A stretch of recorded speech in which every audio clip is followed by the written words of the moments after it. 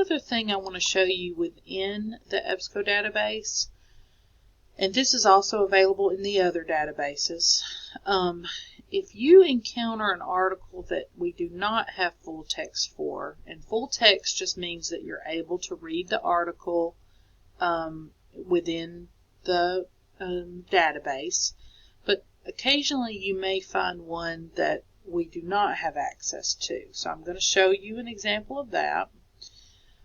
And this one right here is an example of one that we do not have access to. So we have a service called Interlibrary Loan where you can request this article and it will come from another institution. The first time you use this service, you will have to create an account. You can do that by clicking the Request Through Interlibrary Loan link. For future requests, you will just need to log in. When you do create your account, please use your email address, and the article typically arrives in your email within a few days. Okay, so now we're going to navigate back to our research guide page. So now let's look at what you do once you have your articles. So once you have your 2 articles, you are going to be asked to identify the following. So the first one is the purpose of the study. So why are the authors doing this study? What do they hope to achieve?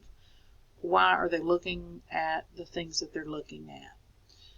The second thing you'll need to identify is a theoretical framework. So sometimes there won't be one. If there's not, just state that. But when you are looking for one, these are the things you're going to be looking for. So a theoretical framework provides a particular perspective or lens through which to examine a topic. A theoretical information may be mentioned in a subheading or referred to elsewhere in the document.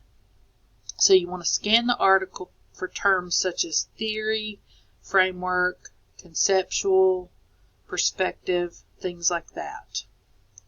Third thing you're going to identify is your summary of your sample and population used in your study. So who or what is this study looking at? So you're usually going to find that in a methodology area. You'll find mention of it typically in the abstract, but you'll find more in the methodology section. Your data collection methods. So are they using a survey? Are they going to interview folks? Things like that. Your fifth thing is your summary of findings or key points. What did they find in their research?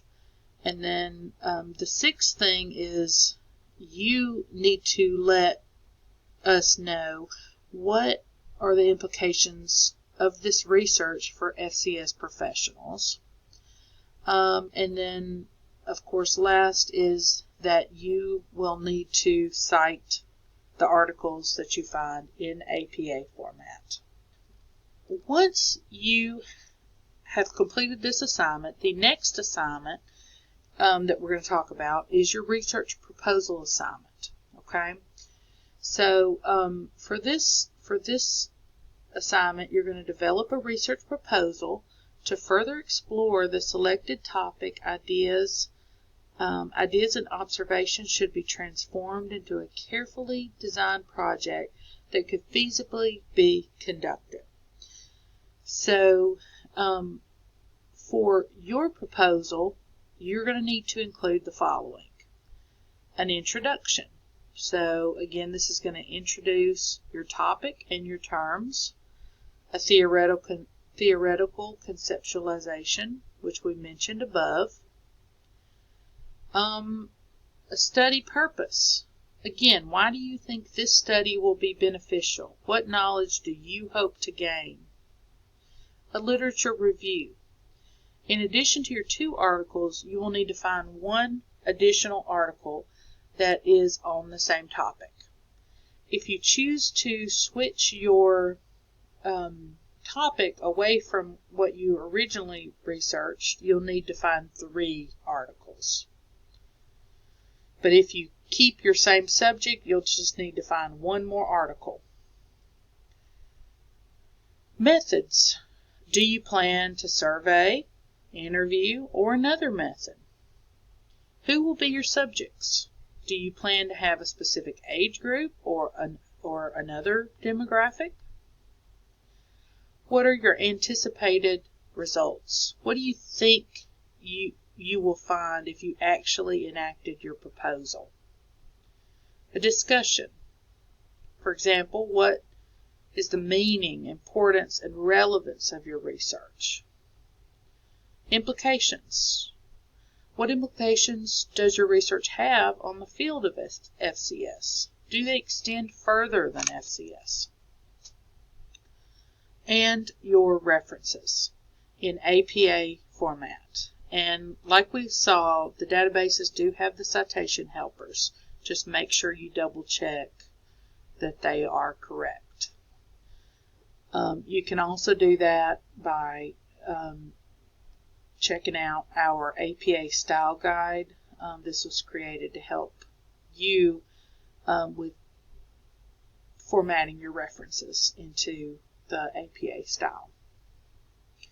Here's a link for more information to our Interlibrary Loan program, which we mentioned earlier, is where we can request and receive articles and books from other libraries.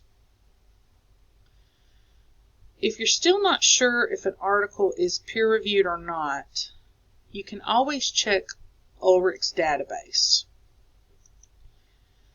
So Ulrich's is a search feature. You can just search the name of the journal that you found, and it will tell you if a journal is marked as refereed, then it is peer-reviewed. So that's just a way to double check if you're just not certain. Here is my contact information. Please feel free to email or call if you want to reach out to me personally for help. We also, again, from our main library webpage, have our have our chat and email features to give you assistance. I hope you found this tutorial helpful. Thank you very much.